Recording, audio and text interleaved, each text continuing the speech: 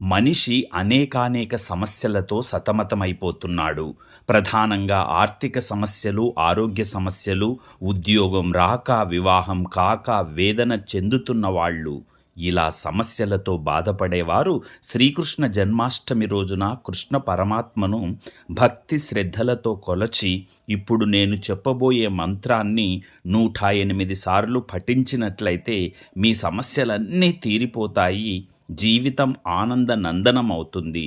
ఆ మంత్రం ఏంటంటే, ఓం కృష్ణాయ వాసుదేవాయ హరయే పరమాత్మనే ప్రణతః క్లేశనాశాయ గోవిందాయ నమో నమః. మరొకసారి చెబుతాను. ఓం కృష్ణాయ వాసుదేవాయ హరయే పరమాత్మనే ప్రణతః క్లేశనాశాయ గోవిందాయ నమో నమః. మీ అందరికీ శ్రీకృష్ణ జన్మాష్టమి శుభాకాంక్షలు.